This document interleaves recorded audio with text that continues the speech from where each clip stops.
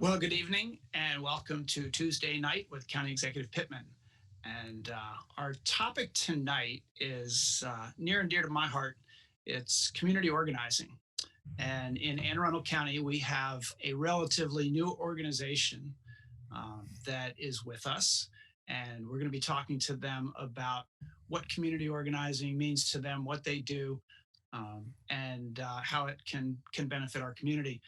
The organization is called ACT, Anne Arundel Connecting Together, and it was had its launch meeting during the 2018 campaign. Actually, I remember all of the candidates went, and you said you were going to have over 1,000 people gathered in a church, regular everyday people, and nobody believed you except for me. Because I knew something about the organizing model that you use, and you pulled it off. I think you had well over 1,200, and it was a fantastic event. And since then, you've been doing a lot of work.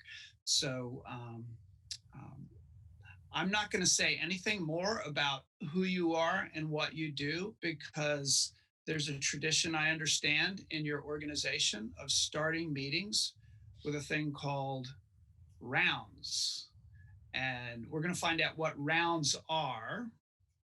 Um, and I was told that I would get to lead the round by identifying a question, and then everybody would answer that question um, from the heart, I assume. And the question is, what is frustrating you, and why do you organize? And does it mean that I go first or last when I'm introducing the round? Well, that's up to you. If you want to try to set the tone, you can go first. If you want to react to what everybody else says, you can go last. I'm going to go last. I think that's the safest bet. So I will. I don't know if I get to choose the order, but I will let you all choose the order as you go. And tell us what's frustrating you and why you organize. And while you're at it, introduce yourself. Who wants to go first? Center Square. I knew that you would go first, Dr. Allen. No, no, no. I chose the Center Square. I grew up on Hollywood Squares. Never mind. I'm dating myself.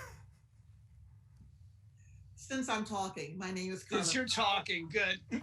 My name is Carla Allen, and I am the pastor of Asbury United Methodist Church on West Street in Annapolis, and we are a member congregation of ACT and Arundel Connecting Together.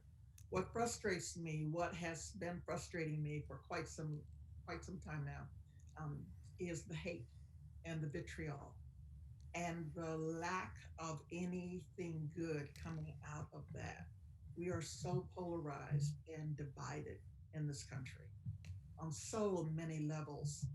And I am a believer in the model of community organizing that we do because it is built slowly and it is built on trust, one conversation at a time, heart to heart, head to head, until we get to that point where 1,200 people will show up on a stormy Thursday night. All right. Well, let's work our way around then. Bishop Shanklin. Okay. Good evening. I'm Bishop Abraham Shanklin, and I am the founder and CEO of the Center of Transformation located in Hanover, Maryland, West County.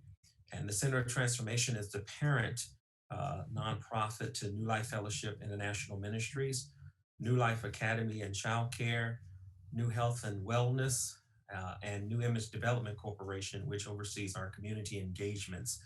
And I will be one of the newest members of ACT.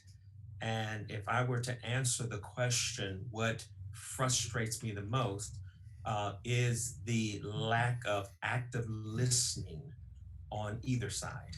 I think that we don't spend a lot of time listening to each other. We run to speaking, but we don't run to listen. And so, because of the absence of listening, and everybody's doing all of the talking, no one is taking the opportunity to hear each other from the heart. County Executive, as you mentioned. And one of the 7 habits of highly effective people, as written by the late Stephen Covey, you first must seek to understand before you're understood. And the lack of us really trying to understand others over trying to be understood, I think really creates a lot of what I see as conflict, not only locally, but nationally. All right. Um, Reverend Sir. Oh, okay. I'll go Julie. next. Okay. We'll let Ryan go last, I guess, among us. So I'm Julie Carlson. I'm a member of First Presbyterian Church in Annapolis. First Presbyterian's one of the member organizations of ACT, and I serve on ACT's strategy team. So in response to the rounds question, what's frustrating me? Why do I organize? I guess I'll start, with my lived experience. So back in 2017, like a lot of other people, I participated in the Women's March in Washington, D.C. And I don't know if anybody noticed, but not really much has changed for women since then. And, one might say things have probably even gotten worse. Similarly, I participated in a march from the NRA headquarters in Fairfax, Virginia, all the way to the Department of Justice in Washington, D.C. That's 19 miles, in case you're wondering, to protest gun violence. And you know what? Not really much changed after that either. And I think a lot of people would agree things have gotten much worse.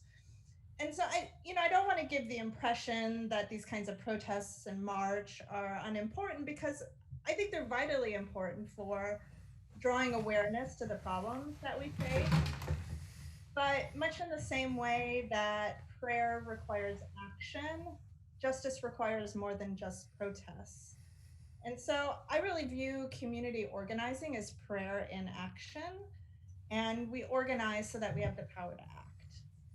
And so I'll just share one story that I guess illustrates what keeps me in this. So I have never seen anyone look as powerful as Barbara Poston did when she stood toe to toe with William Byrd of Fairstead Affordable Housing to publicly demand better living conditions for herself and for her fellow residents of Woodside Gardens.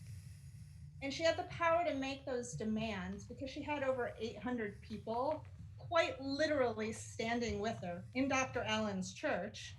Um, in standing with her weren't just residents of Woodside Gardens. It was people from all over Anne Arundel County. It was people from my church. It was people from Asbury Broadneck. It was folks from Ark and Dove Presbyterian in Odenton.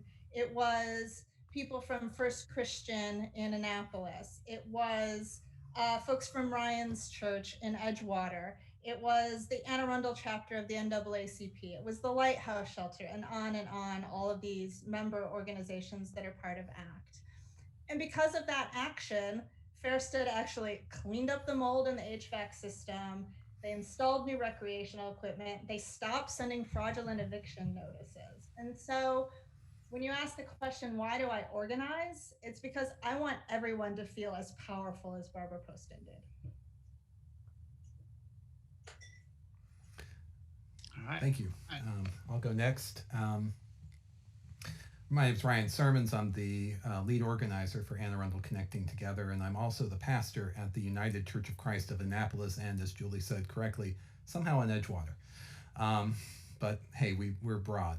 We're not going to fall into any strict definition. I organize, and I think Dr. Allen knows this in part because I don't like wasting time. And when I first got here, I really wanted, I came into this church, we really wanted to make a lot of change happen in the community. And so we tried to go the quick ways to make that happen. We broadcast things, we said things, we made statements, we signed things. But in 2015, 2016, we had that spate of homicides in Annapolis. And I witnessed at least one of those. And I witnessed one of those in the aftermath of it, and lived in the community where at least 4 of them happened. And what I realized was I wanted to be able to act. And so I organized because, I want there to be change, and I want it to happen now, but I realized that the best way to make that happen is the slow and patient work of developing relationships so that we do have the ability to make things happen. And so by building relationships with people, by getting to know one another, by having an appreciation for people on a deeply local, personal, but public level. Gives us the ability to actually take action on things such as gun violence, such as moldy air conditioner units, such as overpriced laundromat facilities, if that's or laundry facilities in an apartment complex, as has happened in some of our sister organizations. No action can be too small, but it also is having enough power to take on some large scale actions as well. And so, yeah, I don't like wasting my time, but I think this slow, patient work of building power together with ordinary citizens is not wasting time. It's actually getting things to happen and meaningful things to happen over time. All right, so I guess it's my turn. Yes, sir. So my name is Stuart Pittman. I am currently the county executive of Arundel County, and I spent a decade in and out of, or mostly with an organization called Acorn, and for some part of that decade with the National Low Income Housing Coalition, both first in Chicago, then in Des Moines, Iowa, and later in. I was the director of national campaigns for that organization. I am frustrated by the fact that rich people just keep on getting richer and poor people just keep on getting poorer, and that we, the people of the whole country and our county, continue to have these wedges driven between us to keep us from coming together. Urban versus rural, black versus white, immigrant versus non-immigrant, and it just feels like we don't make progress, and it gets worse and worse. The wealth disparity grows and poverty increases. I organize because I know it works. I've seen it work and I believe in it. So that's my story, and I'm sticking to it. But let me ask you all some more questions. But before I do, I just want to explain why I really wanted you here. It's not only that I saw what you did when you first organized, and then saw you continue to organize around specific issues and do campaigns and win. I have to say, we would not have gotten either our fair housing ordinance or our workforce housing bills passed in Anne Arundel County had you all not turned out large numbers of people to the council meetings, as well as invited elected representatives to your meetings. In fact, in your church, Dr. Allen, on housing, and held us accountable. So I want people to understand what you do. I want people to understand a little bit about the model that you use and how you organize, and how it is that you don't just talk about it, but people actually show up. And what you mean, Julie, you mentioned the feeling of empowerment, of feeling empowered, of becoming a leader. And I want to hear about that process.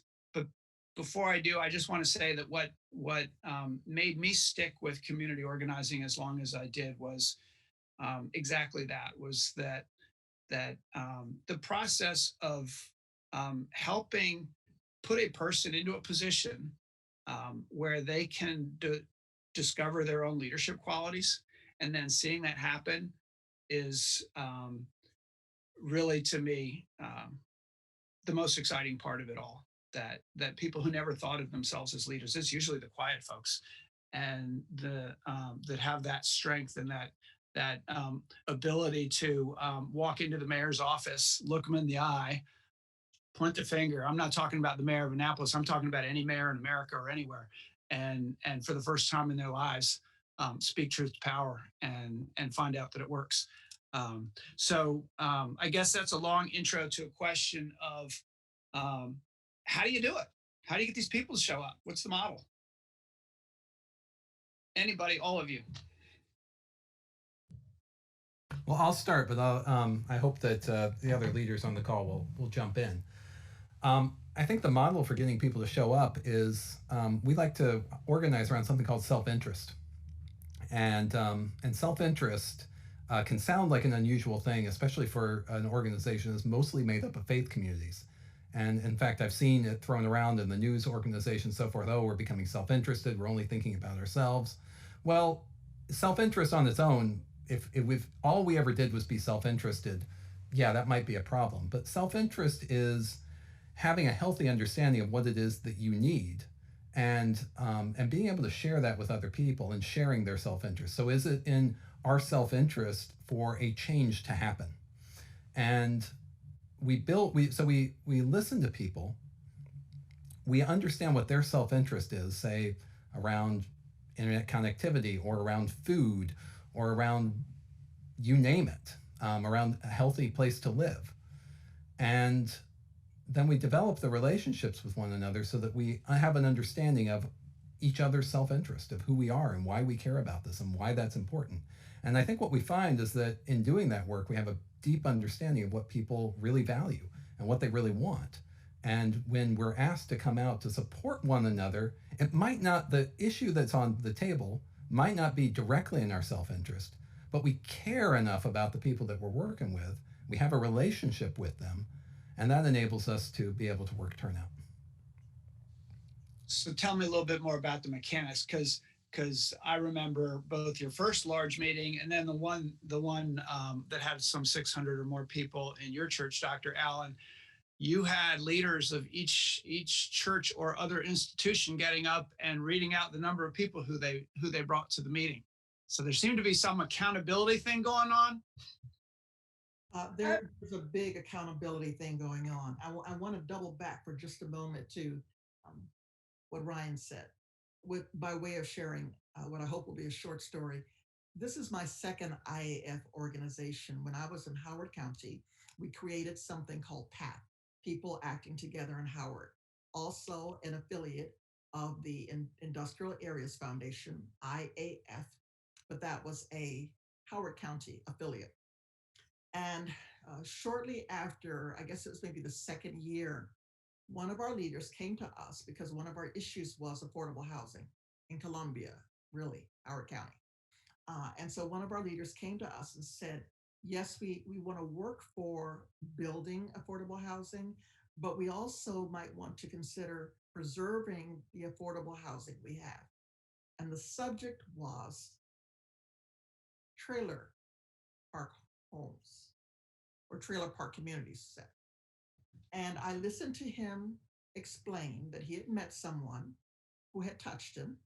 He scheduled a one-to-one meeting with her and was moved and went to her community and started knocking on doors with her, asking people about their fears of having the land sold out from underneath them because they don't own the land, they only own that piece of property. And so when the parks are sold, they have nowhere to go. And by the way, that home is not mobile after a year or so. And so there was this fear, this constant fear of becoming homeless because of this. So he explained all of this, and we all listened. And I finally said to him, I am from the deep South. Are you actually saying that you want me to go back to my congregation and ask them to join forces to save trailer parks? And he said, mobile home communities. And I said, trailer parks. And he said, mobile home communities. I went and met with the person who had touched him, and I came away a convert. So, one of the things that we say in IAF is that power is the ability to act, but it is also the ability to be acted upon. I fell in love with Lamona Linder and her community. And we were here in Annapolis for 3 years. We showed up before we got that bill passed statewide. What started out as a county bill ended up a statewide bill. That's the kind of power that we have when we get over ourselves and our biases and all of that and are willing to hear the heart and the longing of another human being's self-interest, which is also my self-interest.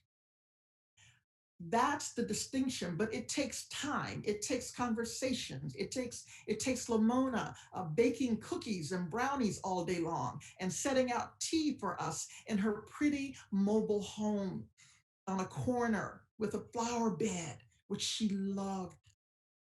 because that was her family and her community. It's about being human together. In order for this to work over the long term, in order for this to be sustained, we cannot delude ourselves. We cannot jerk each other around. We have got to be true to who we say we are. And that is why at the beginning of every action, we run an action on ourselves because we pledge turnout. I stand up and say, or a leader stands up and says, Asbury will have 35 people there that night. And on that night, before we get to the business at hand, we are held accountable publicly. We said we'd have 35 people here tonight. We have 31. We said we'd have 48 people. We have 62. Whatever it is, we're honest about it. We speak the truth. How about that? Truth, remember that? I would just I would just add to what Carletta and Ryan said about, how we actually get people to show up is really relationships. So this is what Carletta started talking about at the beginning with this very slow process of building relationships. And so, as an example, at my church, we have this tutoring program called STARE. And so, there is a lot of retired people in my church who serve as STARE tutors. Well, not now because we're in COVID time, but pre COVID, right? Because they have the time to do that. And they tutor a lot of second graders that are coming from low income families that maybe don't have the greatest housing situation. And you might not think, right, that affordable housing is in the self interest of a well off elderly white woman. But when she's every week meeting with a second grader and hearing about what's happening in that second grader's life, then suddenly affordable housing becomes in her self interest. But if I don't take the time and talk to her and hear her stories about what's happening in her life, I don't know that. And I don't know she's interested in affordable housing. In fact, she might not even know she's interested in affordable housing. So, how we turn people out is by having those conversations with people within our own institutions so that we have deep relationships there. So that when we say, hey, First Presbyterian is committed to bringing 75 people to this action, I can call up those people who I have those relationships with and they'll come out. So And I have a one, question. Okay. oh yeah, one thing I just wanted to kind of expand on that Julie said, and both Dr. Allen and Julie really made it clear, is that we're operating within institutions. And so one of the ways that we work at that turnout is that we deepen the relationships that we have in organizations that are members. ACT has no individual members. All of our members come through organizations. And so we all have accountability to that organization, and that accountability has organization to the whole. And so it allows us to develop that. So that gives us that very powerful moment when we count our turnout of people standing up and say, First Presbyterian Church of Annapolis pledged to bring 72 people and we brought 74. Or, as my church once, we stood up, we said, we pledged to bring 40 people, we brought 37.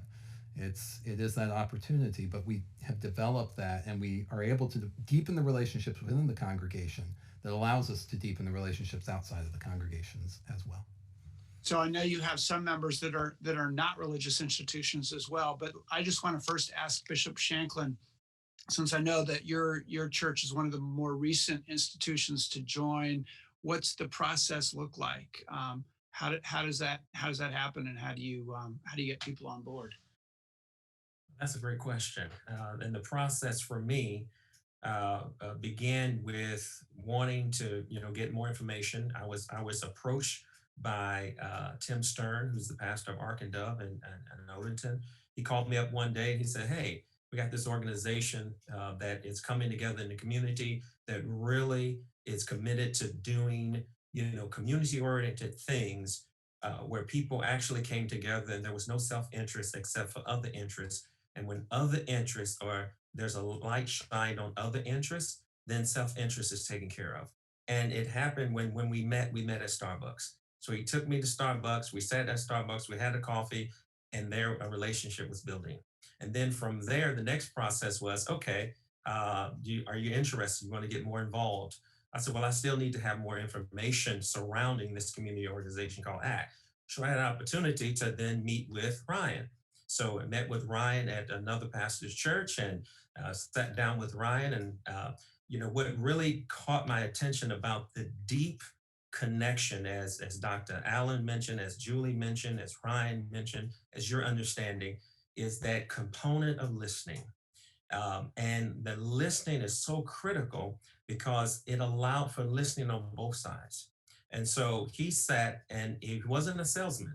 He didn't try to sell me on the organization. He sat there and he listened to my apprehensions about joining another organization that had community in its name, talking about coming together, doing something in the community, and having been here since November '87 as a former United States Air Force Staff Sergeant and being a part of this community, being plugged in, dug in. I've been a part of a number of communities who say organization that say we're for community organization, and it just really whittled down to self-interest.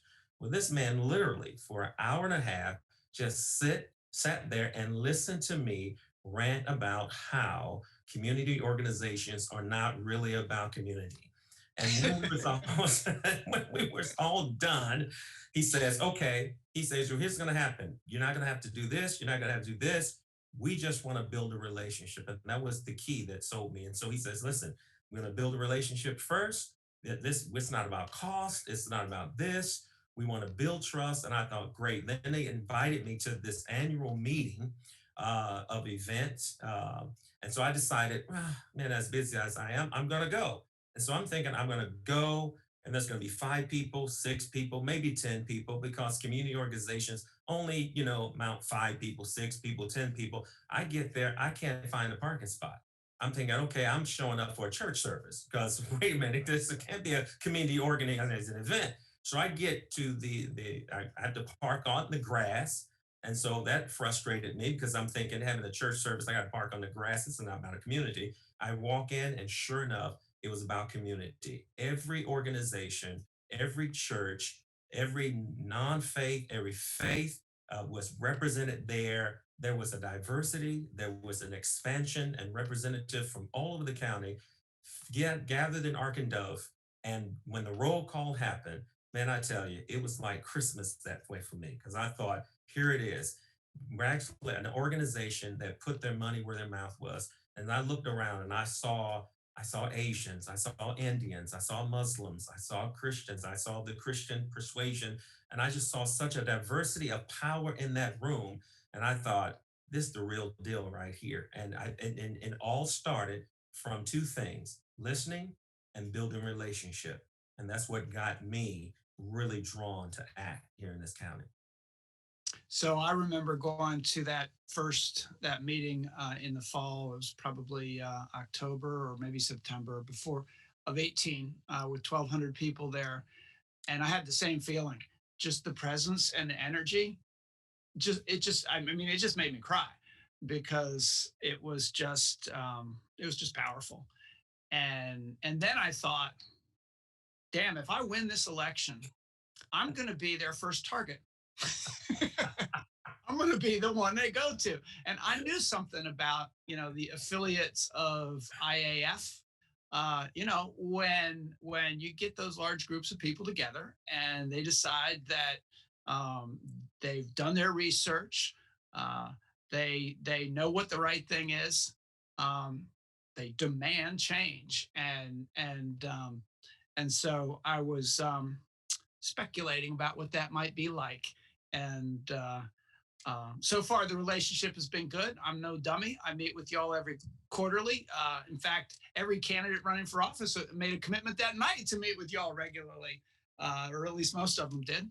And and um, and it's been really kind of collaborative. I've found that y'all do your research. I learn things from you every time we meet because you bring in new information, and we talk about how to move the ball forward. And so far, we've agreed in the direction the ball should go, so that's good. Um, but anybody want to say anything about the kind of tactics once you decide a group of people decides that what their agenda is and what they want to get done. How do you do it? You can use an example of an issue if you like. Well, I think one of the things that stands out that I can say just from being on the peripheral of this, and I know that they will bring the depth to it because they're in it. But from the peripheral standpoint, one of the things that Ryan told me in that meeting I had with him is that ACT is about leveraging power. And what stuck out to me is that leveraging power is a whole lot different than trying to leverage personality because personality dissipates, it fades. It only lasts as long as the personality has passion. And when the passion and the personality begins to dissipate, then the thing fizzles out. So one of the things that they made clear is that they never go after an issue unless they are certain that there are fundamental blocks in place to assure victory.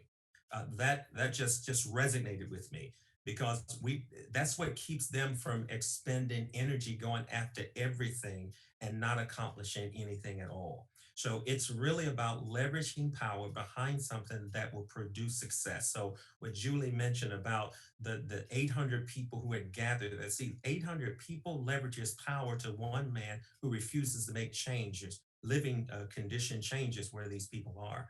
And so essentially, I love the fact about leveraging power and not for self consumption, but leveraging power on behalf of an effort that really impact people. And I might add what I found that was just so helpful is that those people who may not agree in the beginning, when the success come, the people who didn't agree end up benefiting from the success that came to the community. So from a peripheral standpoint, that leverage of power is a mantra that really stuck with me when they go after, making sure that they do something that really brings success.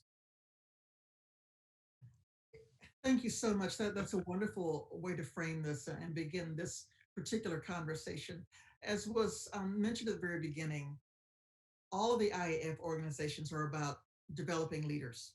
It's about leadership. Yes, it's about power, and it's about developing leaders. As you said, there are people who didn't even know that they were leadership material. And the other thing is grassroots. A lot of organizations call themselves grassroots, but they are not really grassroots. Our organizations really are.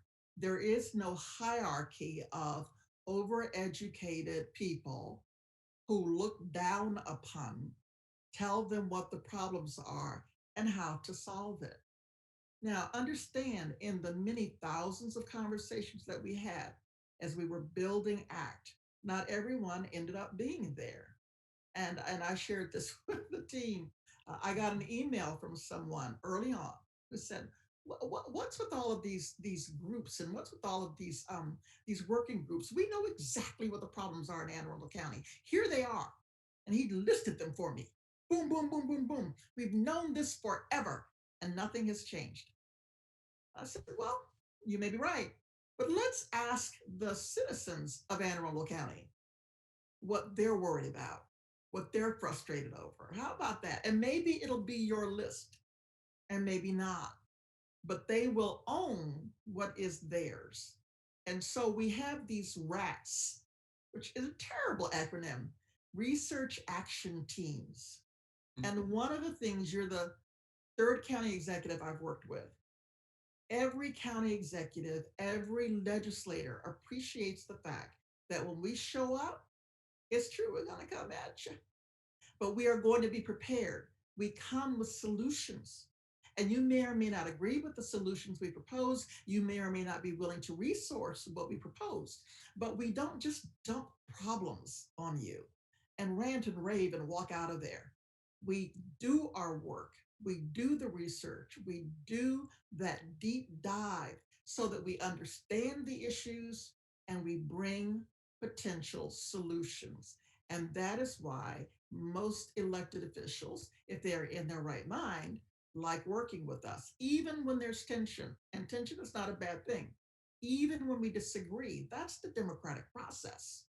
Well, we are well informed, and Julie has been leading one of our rats, and that lady knows how to dig deep and get it done. Are we interested in hearing about that rat, or is it too early on that rat? We want to. I mean, I'm interested in hearing, and I think the listeners are interested in hearing uh, the issues that you have been working on. Um, I guess I would just add a little bit to what Dr. Allen said. And as probably the person here that's guilty of doing that deep dive on research, um, it's more than just doing research, though, right? So, one of the other tenets of organizing is that we don't do for people what they can do for themselves. So, it's not just researching what the problem is, but actually talking to people and hearing what they're saying that the problem is. So I know research just sort of sounds like, scrolling away on, the internet and trying to find the answers. But research is also talking to people. And so we do a lot of listening. We've right before sort of virtual learning started, we did this giant listening campaign. I can't remember how many people we talked to, maybe four or 500 people, something like that. 417. 417, thank you.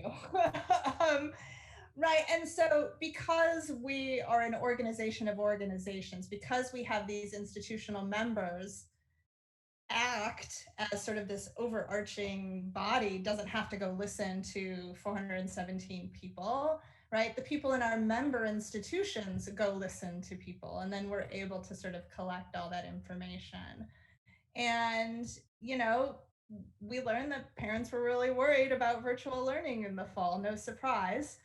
But we also learned particular things about what folks were worried about. Internet access was one of them, and so that's one of the things that we're working on now. So internet access. Any others? Oh, there's quite a few. But one thing I want to kind of add to what Julie just said there is when we do that listening, we're not just conducting surveys. We're actually doing a couple of things. One of the things that we're listening for are the stories of what people are telling us. So we're listening for people's stories. But the other thing, and probably more important, this goes back to what Dr. Allen said, we're looking for leaders. Who in this issue is passionate, who's angry, who is willing and is able to bring more people into it to try to get something done. And so that's really what we're really focusing on. When we do a listening session, it's not a survey.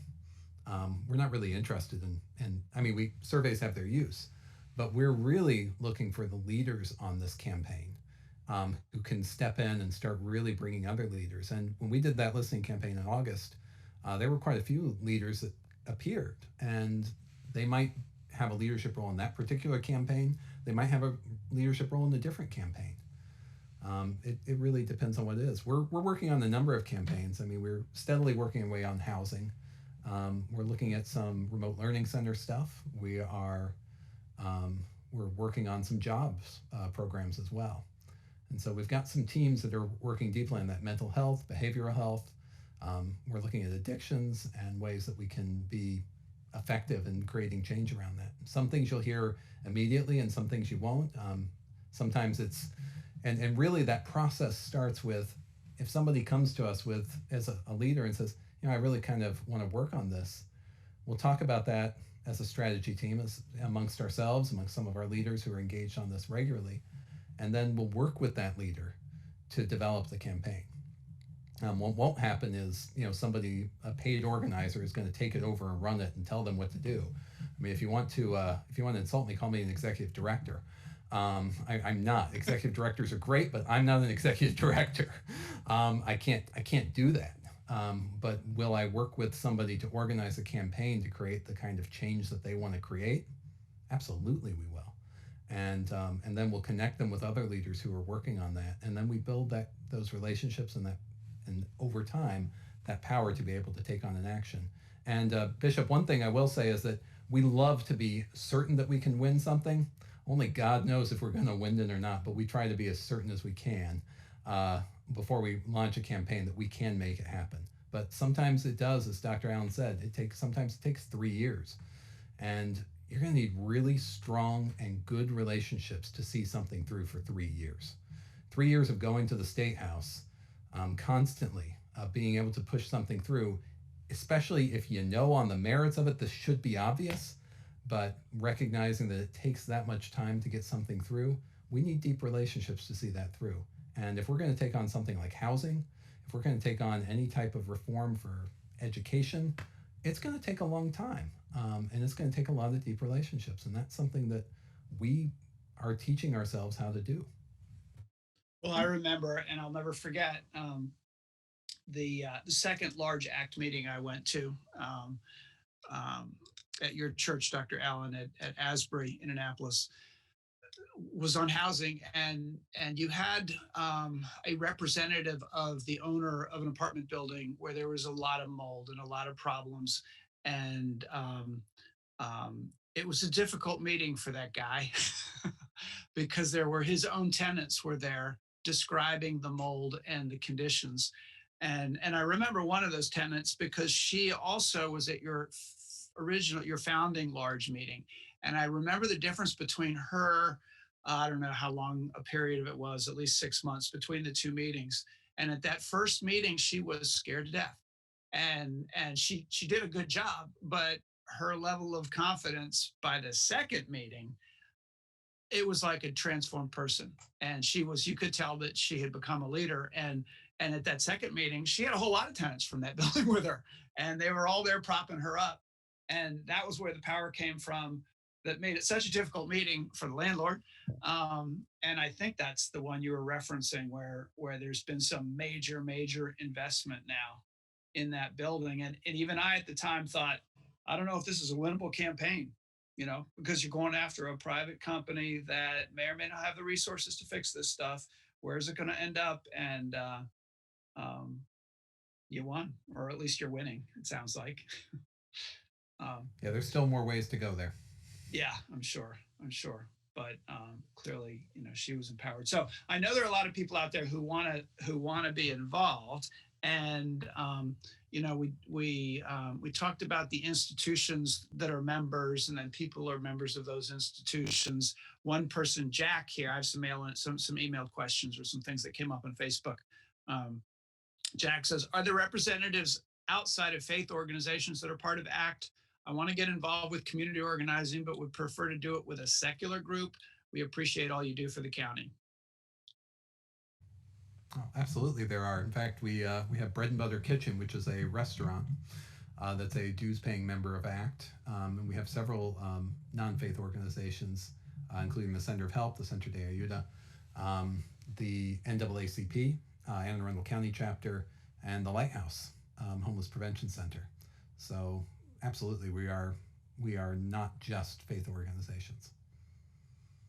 Okay, and you're still bringing in organizations, right? Oh, absolutely. Yeah. You can give me a call, 407-720-7457 or 7457. That's it. 407-720-7457. Give me a call. Okay. And I'm from Orlando. It's an Orlando area code. Sorry. Okay. Maybe we can get that into the chat too, or I guess, no, the chat's not going to work. That would have to go on Facebook if somebody can put that up into the Facebook comments. But if that's okay with you, are you okay with your phone number going out? It's my work number. Yes. Okay. Sorry about that. And then somebody else had a similar question. Wants to get involved. I think looking through the ACT website, just learned about it recently. Reviewing the campaigns page, it appears not much has been updated since 2018. Wondering where I can go to find out more about the initiatives, progress, and accomplishments of these campaigns. From Sarah. Is there a place that people can? Yeah, when we were looking to launch, one thing you might not remember is that we didn't have a name when we first met with you. And then when you came to the meeting, we announced our name. And sometimes it takes us we realize that focusing in on relationships doesn't always mean our website is exactly the right place for things. But we do maintain things on the Facebook page, the ACT Facebook page, and get in touch with us, and we'll be happy to update people on what's going on. And yeah, I'll take a look at that Facebook page or at the website. It's well, I'm kind of amused by it because it's so clear that it's funny. So many organizations are so good at the digital side, and there's with all the modern technology and the shortcuts, right? The shortcuts to organizing, and how many people are they bringing to their meetings? Not as many. So I wouldn't worry too much about it. But yeah, there are people out there looking for ways to connect, and that's great. Absolutely. So okay, here's somebody with an issue, and I'm going to read it to you, and you can tell me or her, Nancy, how you handle something like this. Concern has been expressed to Anne Arundel County leadership for families living in hotels near the Russet, Maryland City area on the Route 198 corridor.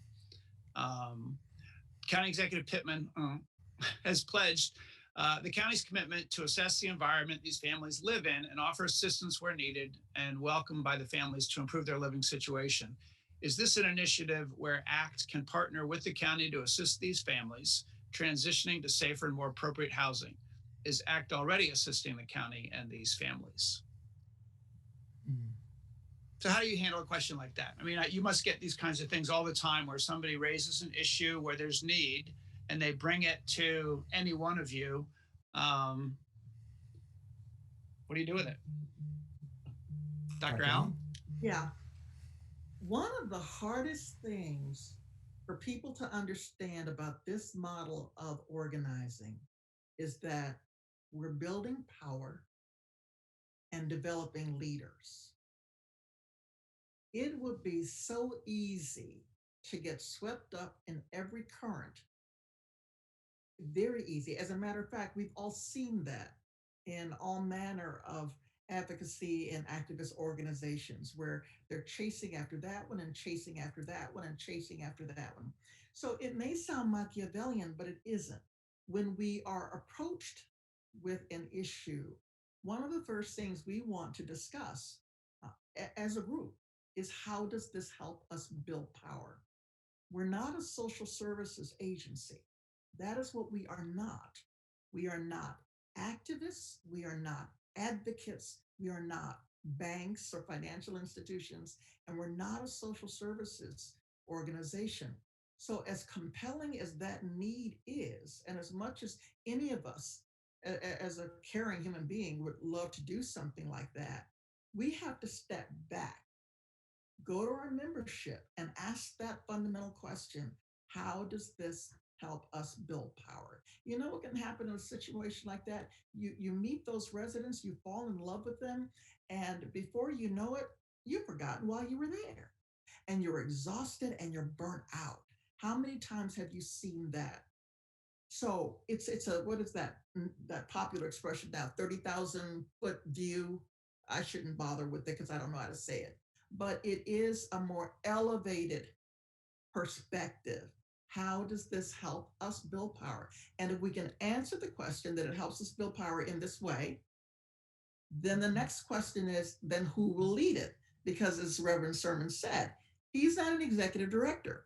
Then we've got to get in there and build the leaders who are living there and help them to do the work that needs to be done.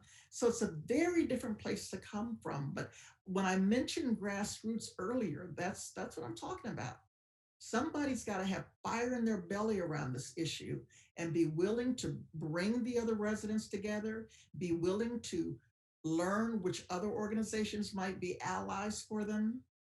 So it's a slower process, which makes activists crazy because they want us to do something right now.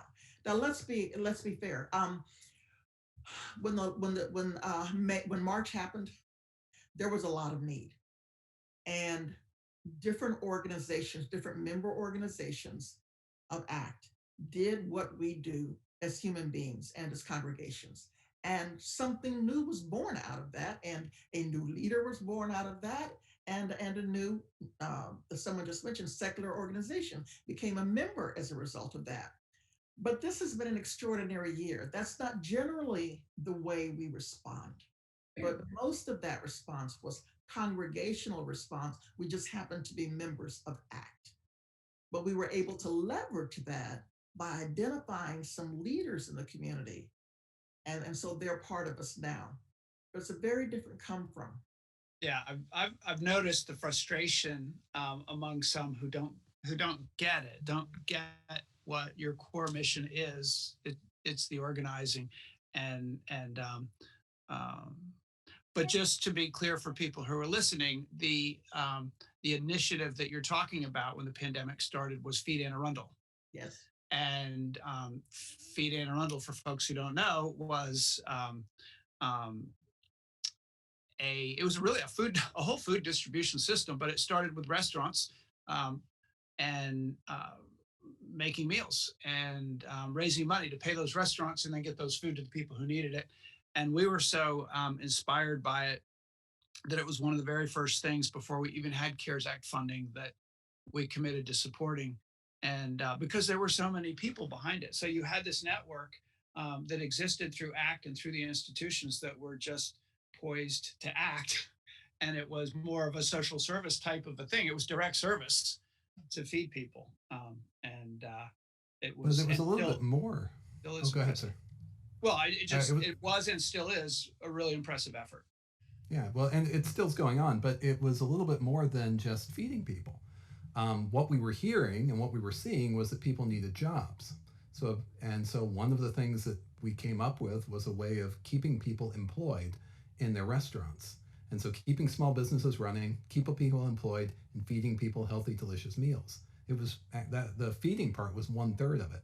The other two were solutions to a problem, and we were able to raise more in private giving than we received in government giving to make that happen over the course of the course of 4 or 5 months.